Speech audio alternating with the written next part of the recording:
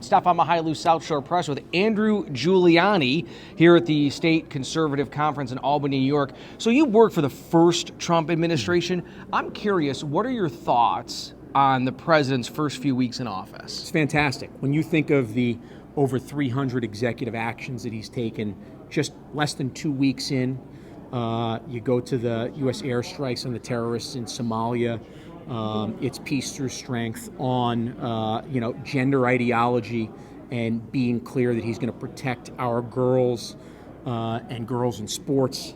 You go on and on and on. The president is setting the tone here. Now I think it's key to get the rest of his cabinet confirmed and try to work on legislation in what is a very, very tight Congress, so that way you have some more permanent change. But in terms of actually coming out of the gates, firing the way that he has, I think he's absolutely kept his promises from this point on, and I look forward for them to continue that torrid pace. Well, speaking of the cabinet, there's a South Shore, Long Island guy who you know very well, Lee Zeldin, William Floyd graduate, who's going to lead the EPA. What are your thoughts on that pick? I think it's fantastic. I think Lee's going to do a fantastic job. I actually was just texting with him a couple days ago because we share the same birthday, funny enough, and I think he's already off to a very good start just in what he's saying and how he's going to do this. He wants to see real permanent change. You can see that Lee is not playing this from a political perspective. He's looking at this and saying, how can we actually see permanent change that's not just going to help through the end of the Trump administration, but for decades to come? And this is just a few days on the job, so I think Lee's going to do a great job. And you both ran for governor of New York State. That's a huge race that's coming up in a few years. Just what are your thoughts on the importance from a conservative Republican perspective about changing the person right now who's in the governor's office? Essential. I mean, when you think about what New Yorkers have had to deal with over the last 10 years, right? 12 years, longer.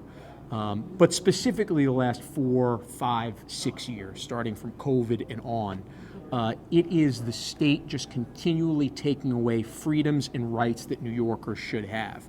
I think that's what's so great about seeing President Trump make so many inroads in different communities here in New York.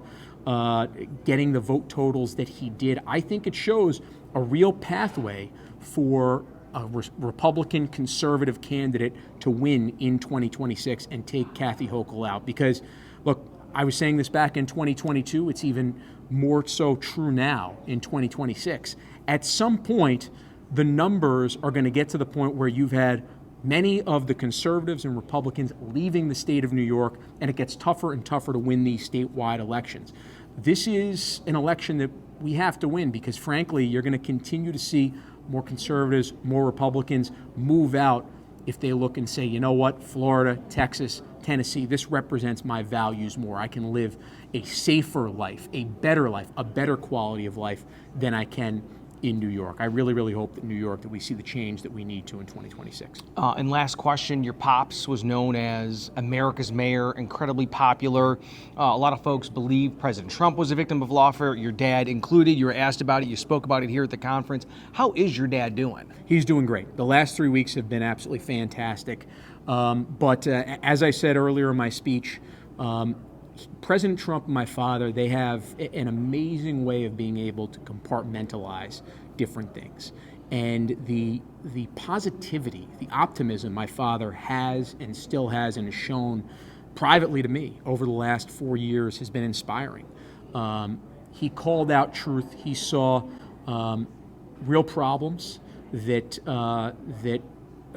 in representing the President of the United States, and he saw kind of what people were trying to do to jurisprudence here in the United States, and he called those out. And for that, he received the consequences of losing his bar license, of being sued 7, 8, 10 times. But I think history will show what he did to be heroic.